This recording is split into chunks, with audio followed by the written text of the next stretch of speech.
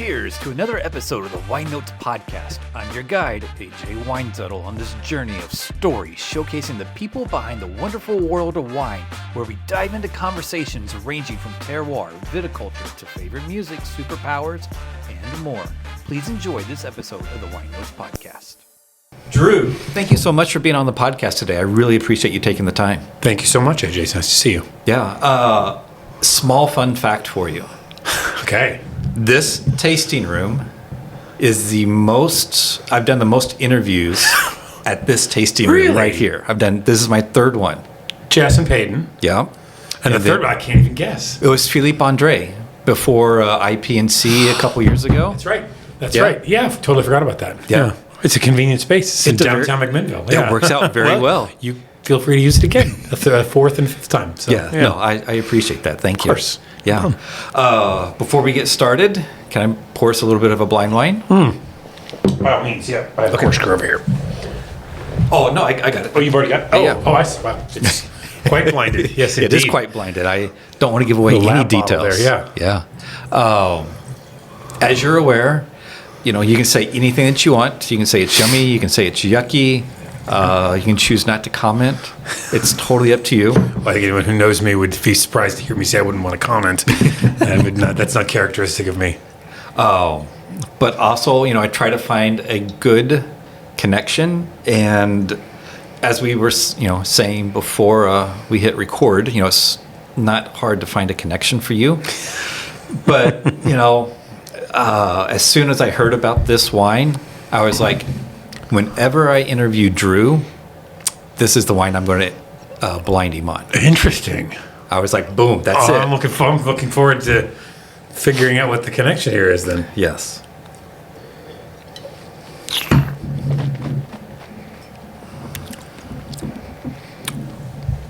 Do we talk about it now, or we talk about it later on in the thing? What's the? We can talk about it a little now. We can let it open up and talk about it. Yeah, let it open up a little bit. It's quite tight right now. It seems very closed down. So maybe see how it evolves in the glass. But so far I like it. Yeah. Okay. Well, good. IP&C.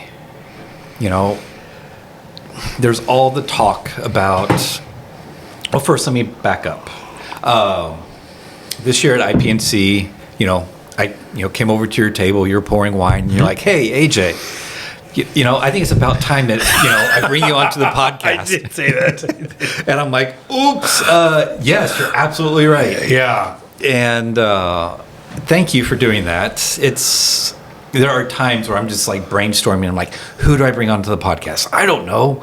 And so, it's always nice when somebody is like, hey, I should be on the podcast. Yeah. So it's like, I think I've sat down with you when you came down to Van Duzer. That wasn't the podcast. I think we were just kind of welcoming you and showing you around. But we sat down around that project that I'm associated with, and I think maybe even other industry events and things here. And I thought, I should probably just do one. Yeah. I mean, it is amazing. And before I sat down with you here, I think it was right before harvest of 21. Mm-hmm. I was just so completely nervous. I'm like, oh my God, it's Drew Voit. And I think I read that. Somebody wrote that. I was like, I'm gonna glove bomb him a little bit to just make sure he brings up I'm just some dude. Yeah. I know, but I mean, you're involved in so much. You have so much impact in the valley, and it is an honor to sit across the table from you. I'm delighted to be here. I've been looking forward to it. So yeah, well, thank you. Yes, thank you. But IP&C in general, I haven't really talked to anybody else about this. I hope they find a way to bring it back. Mm-hmm. And do you have any thoughts or anything on IP&C? I haven't. Just a few people I've spoken to, or just heard from people who are close with folks in the kind of within the organization, or the people who are influencing in that. Because I've been a participant many times, both for employers and for my own brand. But they seem quite certain that it's not going away. It's that the venue was part of the issue. I think maybe the expense and size of the place they were doing it. I think it may just the IP&C hadn't really evolved a tremendous amount, which I hadn't really considered But then upon reflection, it really hadn't evolved. It really was the same. It had been the same thing for I don't know when the first time I went, probably 20 plus years ago, or 20-ish years ago, whatever. I've been here about 26, 27 years in the Valley. So, yeah, it's been everything I hear is that it's going to come back and be a better thing. Yeah, I mean, that's what I hear too. And can you keep any event going for 30 plus years and not evolve the event in some way? I think you can't. No. It's got to change, or you just don't appeal to a new. And I'm not qualified to speak to what it should look like, but I think that's what people are looking at, is it to evolve it, lest it actually go away. Yeah. So I'm hopeful, and whatever they come up with afterwards, I'm all in. We'll send in the samples and write the checks to be a participant. Oh, of course. I'm all in too. Yeah. I'm eager to see what happens. Is what I'm. A shorter event, I suspect. I think maybe I would not be surprised if it's no longer the 2.5 day, 3 day thing. That's a lot of commitment, but also maybe who knows? I'm looking forward to seeing where they go with it. Yeah. I'm interested too. I'm curious, and there's can be a whole lot of speculation on the possibilities. Yeah, absolutely. Going back to the beginning, you grew up on a farm. I was born on a family farm, and it's still in the family. We moved away when I was a fairly little kid, and it was 26 acres in the Central Valley. It's not raise a family on it kind of income levels. It was like but yeah, I was born on one that my grandfather had purchased, and my dad had grew up on that farm, working the apricots, or what they were at the time. Okay, but yeah. Well, we still have it. Yeah. Yeah, no, that's just awesome. Walnuts now. That's the only difference. Yeah. Well, that just took away my whole question of so when you got in trouble, what chores did your dad give you? So my dad was he's retired. He's retired chemical engineer, but his career was largely in the sugar industry. Mm-hmm. So he was chief engineer and eventually, I think, VP of operations or something at a couple of sugar plants in the Central Valley for a little while in my youth, also in Texas, and then a good chunk in Santa Barbara County as well. So we moved around a little bit, but yeah. Yeah, no, that is cool. And then, in like 93, you're at UC Davis. You're also, going to follow in your dad's footsteps and, being an engineer. Yep. But that Fortran programming language, I really. You found me telling that story on some podcast or another. Exactly, yeah. It was Fortran 77, which you're a tech guy, I'm not. Right. This was 1993. There was already a version of Fortran that was newer than 77, as I remember them telling us. And I thought, that's already an archaic version. Right. That there was like a new compiler or whatever. Yeah. And I thought, so I'm learning. It's like it's literally like I felt like I was learning a dead language that I didn't like either. Well, and to me, so for me, I don't have a degree in computer science or anything because when I was looking at college options, it was like you're studying all this old stuff. Yeah. And it's already outdated. And I even had a hard time with I don't see the point. Yeah, I was sort of at an age I realized that it was in my freshman year that I kind of realized the difference between engineers and not engineers, and I feel like engineers are not. They're not born or not, and not they're both born and made, but there is a born component in that about the way people solve problems in their heads, and I'm envious of it actually on some levels because engineers, have a process to things that's impressive. I just figured out in a few of those classes I was taking that I don't have. And I was just scratching the surface of the ways in which I wasn't going to make a good engineer or a happy young man doing it. So, yeah. But it was in 95, you were part of a tasting group. A person brought down some Oregon Pinot Noirs, and you're like, boom, I'm done. That was it. The notes are standing up in that basket right down there. In fact, see the yellow paper? That's very nice. Very nice. Yep, that's I thought I'd lost that tasting notebook, but that one is open to the page of that tasting. I was a year and a half into the viticulture and enology after changing my major there. Yep. Oh, and so you decided to take some road trips up to Oregon. Mm-hmm. Do you remember some of the wineries that you just visited at that time? So, my brother was in 95. He was a freshman at Oregon State, even though we grew up in California.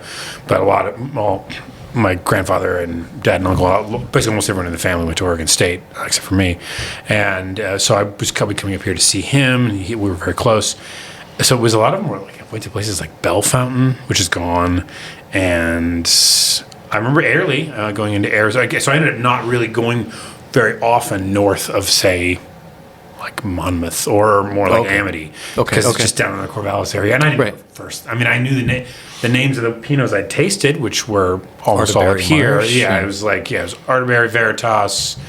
I think it was still Newts and Erath before they dropped the Newts and part, et cetera. But I don't think I ever made it up here. So it's just been kind of anyone that was open down there. That's cool. I was just curious. Serendipity. I think I went to the one that was Schwarzenberger, which later became Van Duzer. I also wasn't even, I guess I had just turned 21. I didn't know anything about wine. I just knew how to make it. Right. Yeah. No, that is cool.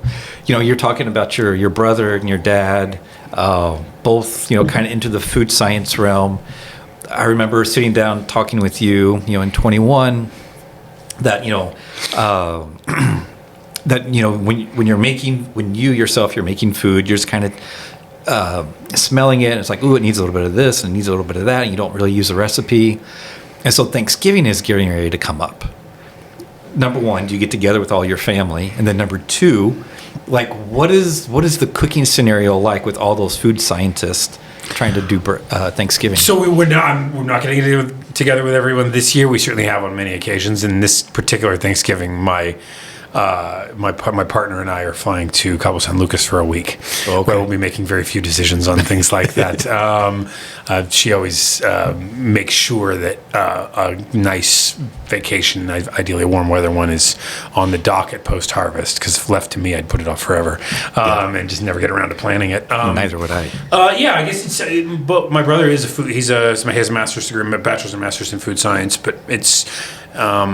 he and I often do the cooking when we're in the same place together, and it's kind of it is a little bit like we're both fairly avid home cooks. We really like to cook, and so it ends up. But it's kind of improvisation based a little bit, but it rooted in the fact that we have to learn the real formulas of how things are done and understand it, and then you tweak. It's not like if I go pick up a guitar and play it, it's not jazz, it's noise.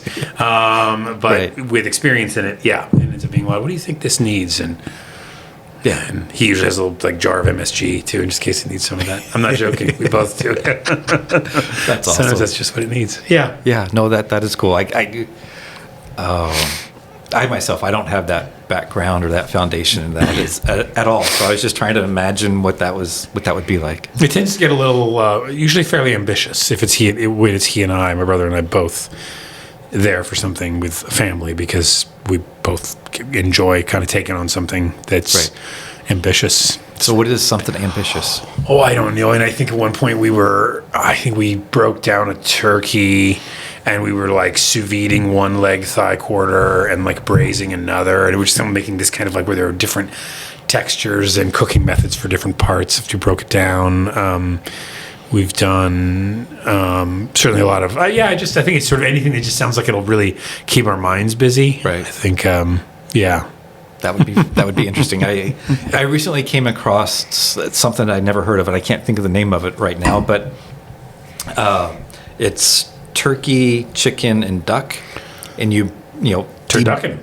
Thank you. Yeah, I've never made that or had it. It looks wild. I mean, it looks absolutely wild. Yeah, and I'm like, I might need to just try that for the sake of just trying it. It seems like you dry the turkey out. Like, it's just a turkey on the outside. Like, turkey wants to get dry immediately. Like, I'm not sure how that would work, but I'd love to try it. I would love to try it. Sounds like a lot of work. I think you can buy them. I've heard that you can buy them. Yeah, but still, that to me that takes the fun out of it. I agree. It's just I would have a low confidence that I would pull that off well the first time. Exactly. Exactly. So I have sat down with Eric Berg, Michael Undine, Tony Reinders, and now you. And I call you all the Domaine Serene crew. There was a time where that was at the same time we all were. Yes, yeah, absolutely. Yeah. My very first question: how in the heck did you know that Eric Berg was had worked as a model? Oh, so I was hired as the assistant winemaker at Domaine Serene in 2004, and in the late winter, early spring, something like that. Which so I'd been up here. I'd been up in Oregon for about 6 years already. Had another job before that, another winery, and which then this job was a big job. I was assistant winemaker at another winery. That's not the same thing.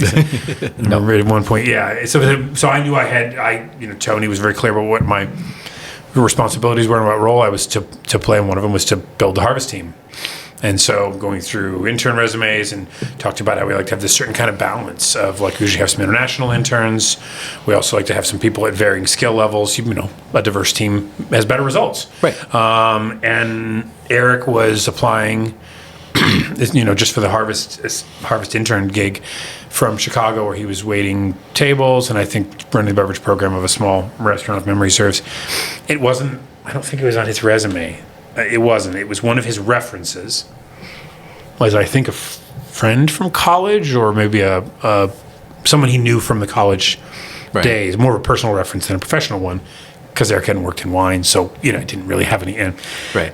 And I think he gave up the ghost right away. I can't remember the man's name at all. I never met him. And he just kind of said, "Oh, just did you know this?" And I went, "This is hilarious. If this guy's amusing and seems like a good dude, I want him on the team just for the jokes. Right. Like we can, And it was kind of it was funny. That is funny. I think I heard the story. He's. Coming in for the interview or coming in for the first day, and you're like, "So, tell me about your modeling career." It's probably something like that. I imagine I didn't say anything about it because I know that he drove out here with he drove out here, and I met him at the winery to let him into the intern housing that we had for him. Right. Sometime in the evening, probably in August sometime, I'm going to guess. So it's 6 or 7 or 8 p.m. or maybe later, however long it took him to get here. Yeah. And I imagine, just thinking about how I would take that, is I would wait until that moment where he thinks that no one's aware, and he's going to get away without saying anything about it. Right. And I was like, it's too funny. So then it was just quotes from Zoolander and all sorts of. It was just. It's amusing. Still makes me laugh. Yeah. No, and he still does a little bit of modeling work. He does absolutely. Yeah. I mean, he hadn't for a while, but he got back into that. So yeah. No, and that is great. Yeah. But what I really enjoy about that group is everybody is solid, kind of out on their own now, and just really kicking butt. It was a great little. I mean, it was a transformative. The most transformative moment of my career was getting that job, and being able to be a key part of the team that pulled off what that was, which was the tripling, 3 or 3.5 times the production of a winery with new vineyards coming online in the course of 3 years. And it was like the scale up of that, and that's really a large part of what I was there to facilitate, was to make that happen on a moment to moment basis with my boss having the overall vision of all of it and very clear eyed and all of it about it. So it was pretty amazing, but just decent luck. I mean, Rob Folan was also part of that team. I don't know if you know Rob Folan, but he had Folan Vineyards. He's in the Rogue Valley now, where his family had his own brand for a while. I think the family wound that down, and now he's the winemaker. Is it called Bellafiore, I think, and he has his own new project. So that's another guy that went off on his own. Anyway, just good luck, I guess. Just really good people, and it's a testament to. I don't know what it is. It was remarkable. I did recall kind of realizing that there were some really dedicated people. Yeah. No, it speaks to like how company culture matters. That you bring in the right kind of people and instill the right attitudes, and then you see if they A, benefit from that experience a lot, and B, see it the way you hope, the way that they do as a nice moment in time. Yeah. It is a nice moment in time.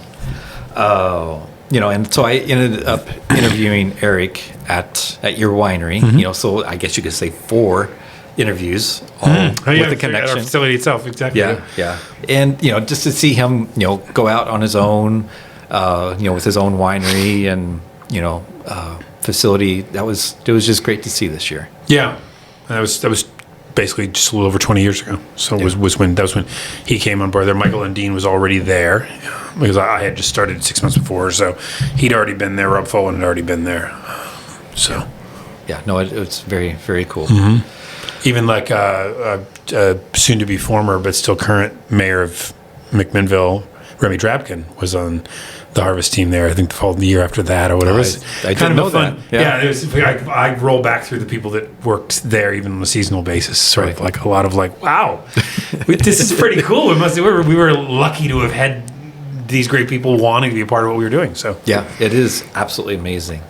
Another thing that I really adore about what you do for your label, Harper Voit, is you find these unique vineyards, all throughout, and I won't forget, tasting your Antiquum, Vineyard Pinot Noir, and I don't think I ever asked you, but I don't remember, how did you find that vineyard? Yeah. So, in 2008. I left Main Serene on a full-time basis, stayed on as a consultant in a transitional phase, and went to Shea Wine Cellars in 2008, where I was the head winemaker there. So I'm 33 or almost 34, whatever it was, and just the deal with at Serene, it was you can't have your own label. That's just not how it works. And it's like respect, it's totally cool. I get it. Like those are. The Shea said, no, keep it small, and we're fine if you have one. And this is what I wanted. I wanted to do. Have at least something small on my own. Right. So they said, just please don't start the first year. Can you wait till 2009 to start? And I was like, actually, that's a really it's a good suggestion. I probably shouldn't add to my add more to my plate in my first year running the show for them. So I just spent some time trying to figure out, okay, what's the concept? What am I trying to do? And I thought, I really want to focus on vineyards that are maybe hidden gems, or as yet unrecognized kind of top class sites. And a friend of mine named John Albin, he was director of winemaking at King Estate at the time. Mm-hmm. His family's winery is called Six Peaks. They're up on Parrot Mountain. Mm-hmm. And he's a longtime friend. And I was in his tasting room, which is also attached to his house. And I just said, hey, John, I think would you sell me fruit next year from your site? It's a neat site. It's like 1,100 feet in elevation, real cold site way up high in the Chehalem Mountains, planted back in the 80s. And he said, I will if you want. He said, but from wine style perspective, the wines I've had from you that I really liked, I don't think you're going to see that style here. This site doesn't really do that thing. And I said, oh, okay, well, I still might be interested. But he goes, I'll tell you what, though, you gotta meet somebody. I got somebody you gotta meet. You gotta talk to. And he started explaining, Stephen Hagen, and it was called Old School Vineyard at the time. There was a legal dispute a number of years later with the Petuna Brewery and Stephen, and he had to change the name. But he said, as John was running King Estate at the time, he said we would buy all this fruit if he would let us. He said, we'd buy the vineyard if he'd let us, but he won't sell us everything. He wants to pivot to having some small, some relationships with some smaller brands up north to try to help elevate the visibility of this vineyard because it is that great. And not, I mean, Stephen thought it was that great, but John was going, it's at least as good as he thinks it is. And his work's remarkable out there. So he just handed me his number and called him up. And was probably February of 2009, something like that. Yeah, I just drove down there on a cold morning and checked out the site and just hit it off with Stephen like that. Felt like somebody I could really be friends with, and now he feels like family to me after all these years. And yeah, I just saw the whole thing. I mean, all the the rotational grazing and every bit of the sustainability and permaculture kind of concept there that I didn't know the word regenerative agriculture. I don't even know that was a word that was getting used at the time in it. No. But he was doing it, and he was doing it on a remote site. It's kind of in the middle of nowhere. Yeah. You've been down there. Yeah. It's the middle of nowhere. It is. And I just went, I don't know what this vineyard's going to do, but I want in. Right. And I just took this section on the far eastern side of the property, and it's the same section I'm still in. They were third leaf in 2009, so I've taken the crop from those vines every year. Wow. I'm the only winery other than Antiquum Farm that works with a vineyard anymore. But Stephen, he lets me continue to buy it. Well, Stephen is an amazing guy, and he does an amazing job out there, and it's completely unique. And our relationship just goes. It has so many different layers to it too, because not only did I buy for a few years, but then I helped him get his label going in 11, and then in 12, when I was off on my own doing the custom winemaking stuff after leaving Shea, he came along with that. So we did 7. I think we did 7 vintages or 8 vintages of that together in my facility. Mm-hmm. And then he took it in house. But then we've helped.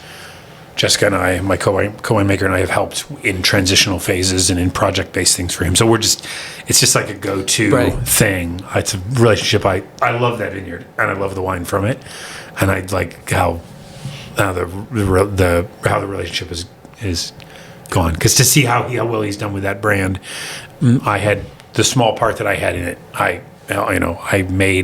helped him / made those wines for a number of years, and he really ran with it. Yeah. He's killing it out there. Yeah, no, he is. And it could not happen to a nicer guy. Yeah. And the house that's out there, built from the wood from the property, and built from scratch by his hands, and just absolutely amazing. He's like a Paul Bunyan type. It's just and so down to earth. So he's hilarious and sweet and I'm knowing him on so many levels in so many ways. It's great. So that's the first contract I signed when I launched Harper Voit. That is cool.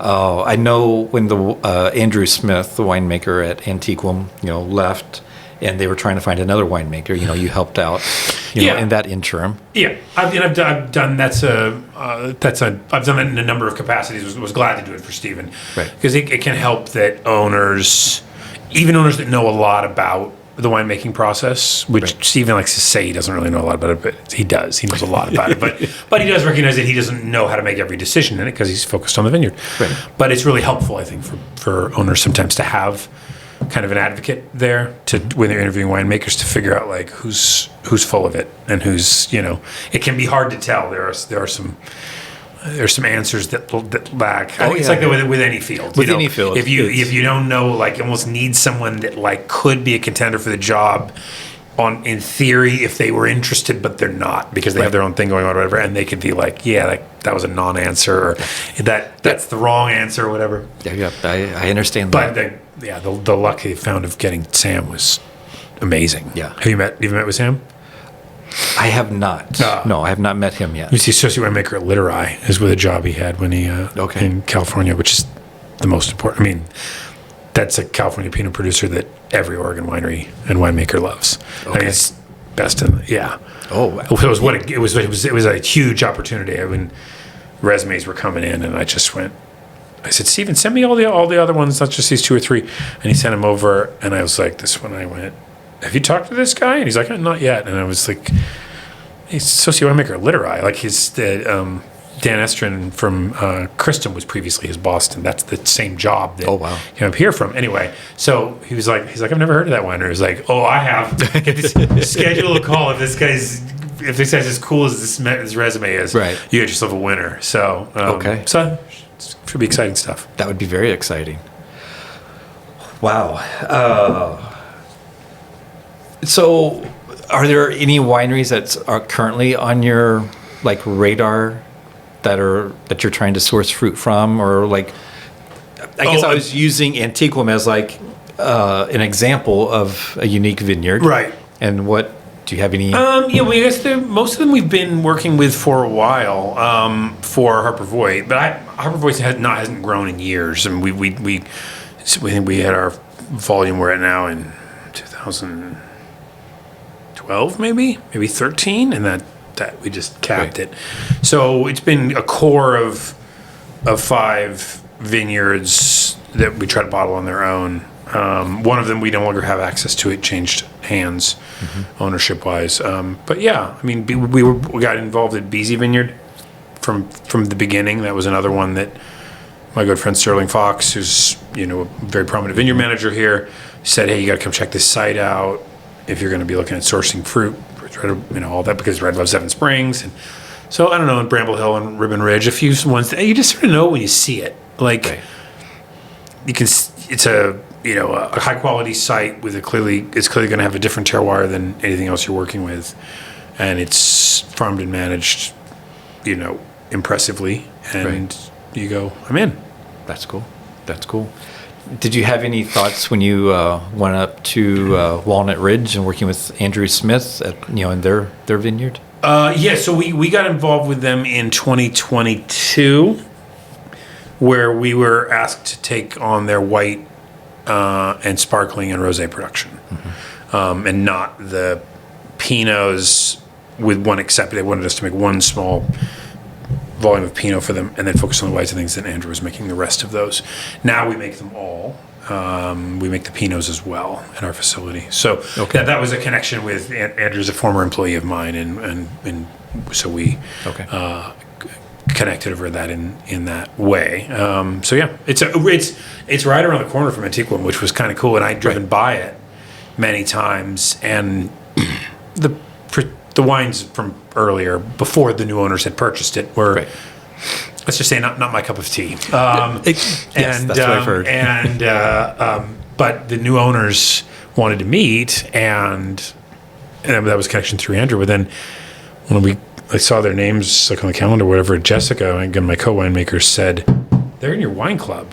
And I was like, "They are?" And she's like, "Yeah, those." And I was like, "I don't remember the name." And kind of dug back, and it was before they bought that property. They tasted with me several years before, so it was like, I got a pretty good shot of getting this project if they're already in my wine club. I don't really have to kind of explain everything about myself. There's something. So that one's been fun, and it's fun that I like this. We do a number of projects in the South Valley, consulting wise and custom winemaking and for sourcing.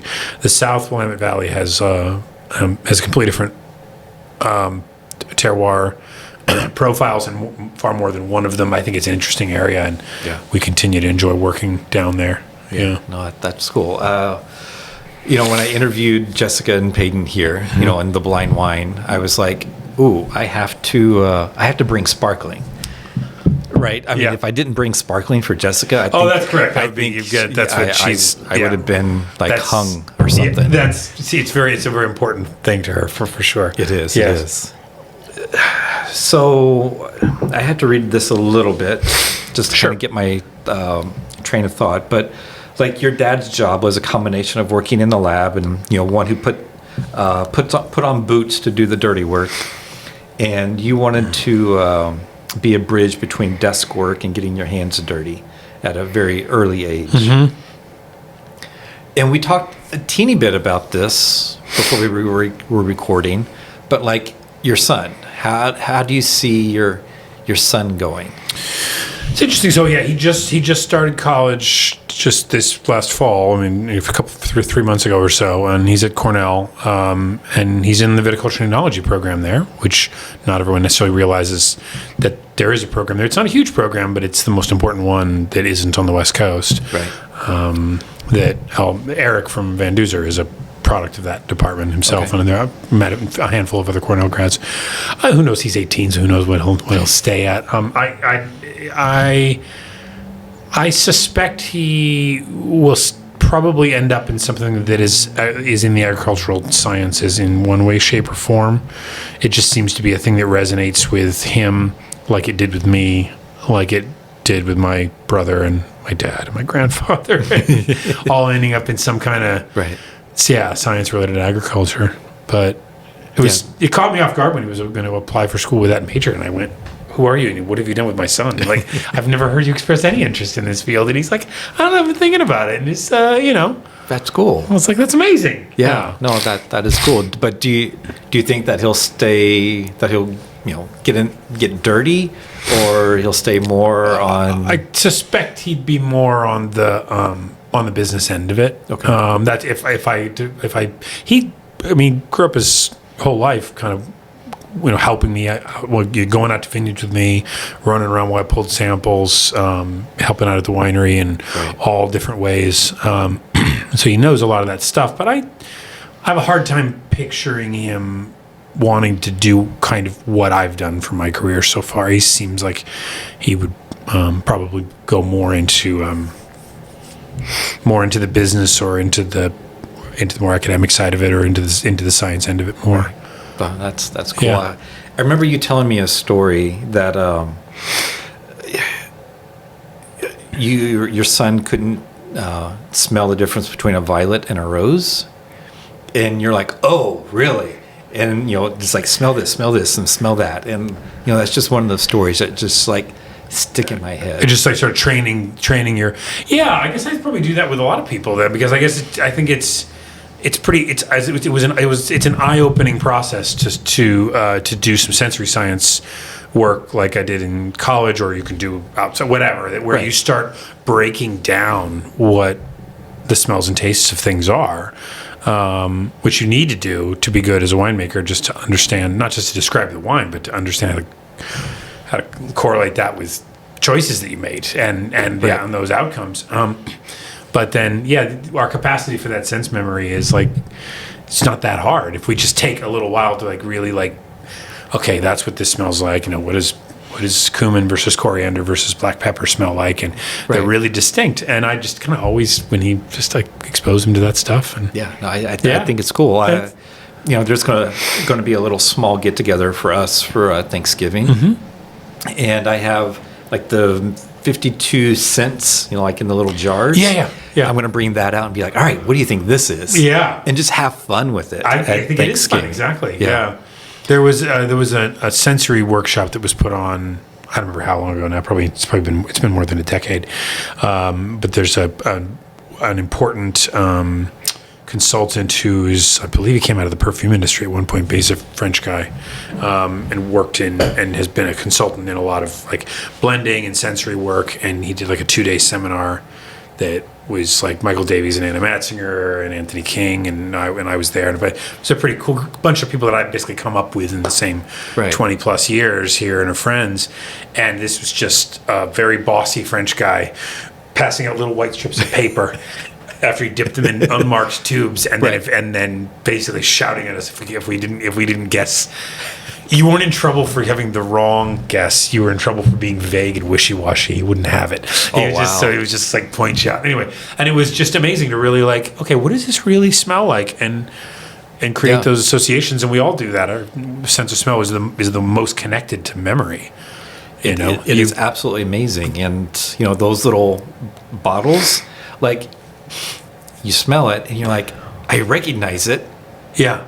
but I don't know what that is. Yeah, exactly. And it is such a weird feeling. Yep. But then once you make the connection, it kind Right. of locks in pretty well, and then you can the ability to associate those sensory experiences with memory in general is just, I think it's really cool. It makes that really important. The way you can, honeysuckle bush in front of my childhood piano teacher's house. Like, that's my reference point. If I smell honeysuckle, Right. not only is it's that, but it's in Santa Maria, California, and it's in the part, whatever, and it's right there in front of that house, and because that's how much it takes you back. And it's just, Right. I think it's cool. It is very Yeah. cool. It is very cool.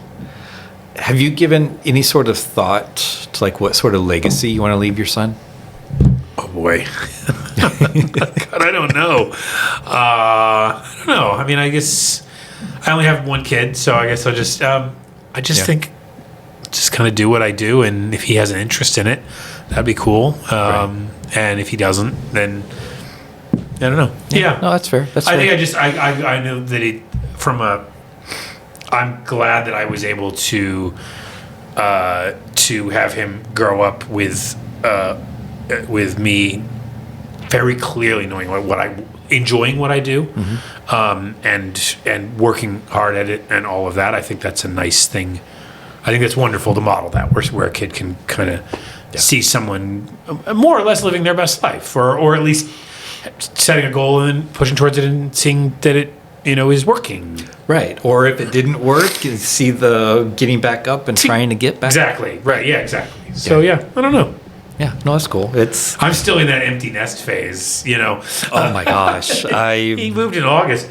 It's been I have a long-term partner, but she and I don't live together. She's a single mother herself and lives in Portland, and so I live completely alone now. And it was sort of like, Wow, it's like legacy. I'll deal with that later. From the empty nest things. I got a big thing that I'm dealing with right now. It is a weird feeling. I mean, to just have the house completely silent. Yeah. And not like just for the week that he's at his mom's and he'll be back here. It's like he's 3,000 miles away. I'm gonna go see him in a week and a half. But that's cool. Yeah. Wow. So I have some rapid fire questions. Okay. And then I'll reveal what the wine is. Okay. All right. No, I'm happy to talk more about it too. Okay. Yeah. I don't want to just be silent and make you. Yeah. No. But go ahead. Rapid fire. All right. Fire away. Favorite artist to listen to during harvest? Oh, fair. Am I putting it on for other people who are listening, or is it something just where my earbuds are in? Yeah, your earbuds.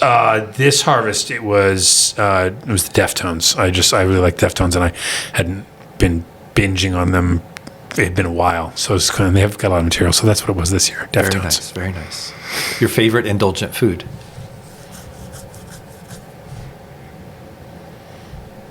That's tough. I don't know. Turducken. Maybe it's turducken, right? That's a good one. I don't know that I have. I don't know that I have. I'll say probably something like French fries or something. But that said, I never actually really eat them. Okay. So yeah, I don't know. Fair enough. If you could choose a superpower, what would it be? Oh, I've something that involves me getting more done in a given day. So something like teleportation or super speed or something. That would be there nice. There isn't enough time in the day. It would be a purely practical. I would just want a superpower that just integrates into the life that I have and just makes it a little more effective or easier, gets me more sleep. Yes. Something like that. Yes, that would be nice. Harvest notes, are they digital or handwritten? Almost entirely handwritten. Okay. Yeah, I'm not. I mean, I just my note taking, just sheets of paper and pads of paper and notebooks everywhere. Right so, down there. Like that. It's really that was exactly. That was only 30 years ago, or whatever. So nothing's changed. That's awesome. The last book you read, it could also be audiobook or like a podcast or something of that nature. The last book I reread. It's an audiobook, but I reread it. Was I read almost entirely nonfiction, and not in any. Not for any reason other than that just what engages me was called The Shock Doctrine by Naomi Klein. Okay. I just re-listened to it. It's a geopolitical, nonfiction thing. There you go. It's kind of gets me excited, but yeah. Yeah, no, very cool. All right. So you do want to talk a little bit about the wine before I reveal it? Yeah.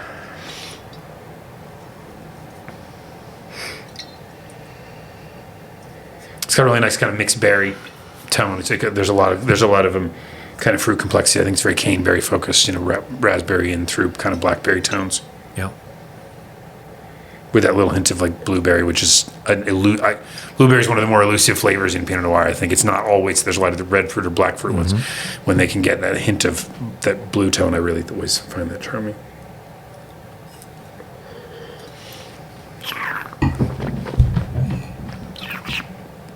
It's tight. It's a young wine. I like the structure a lot. But it's definitely not a shrinking violet. It's got some brawn to it. I quite like it. Yeah. So I had the 23 version of this earlier this week, and I was like, wow. Is this 23? No, this is the 22. Oh God! All right.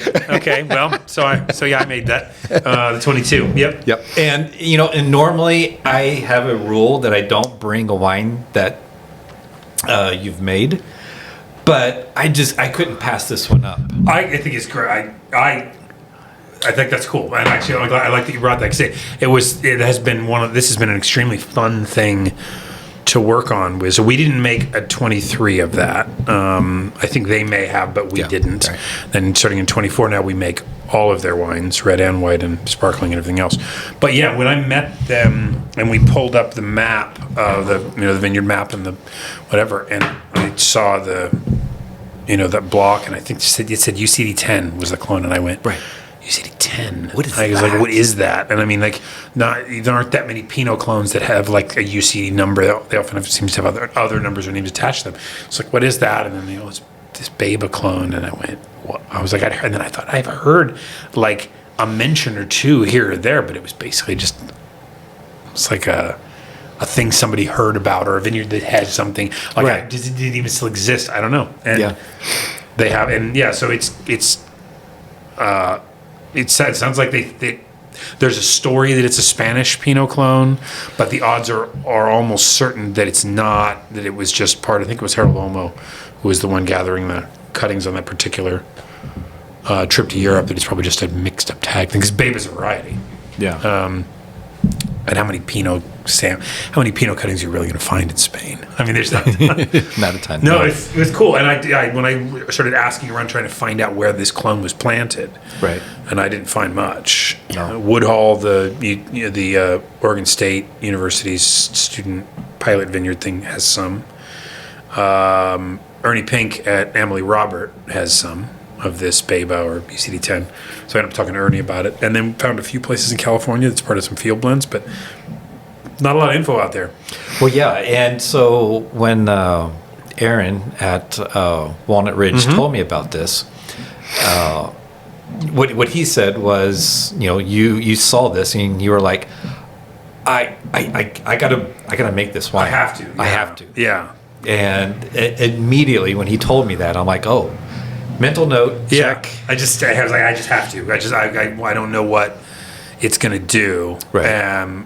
But what I learned from the couple of people I talked to, the most I'd learned was from Ernie and Emily Robert on that, was that it was very Dijon clone-like, that it was kind of on the earlier side of ripening and it tended towards kind of darker fruit tones and things like that. And I just thought that sounds amazing. Yeah. And I think he said if I had to compare, Ernie said if I compared it to one clone in particular, it might be closer to 667 than anything else, I think is what he said.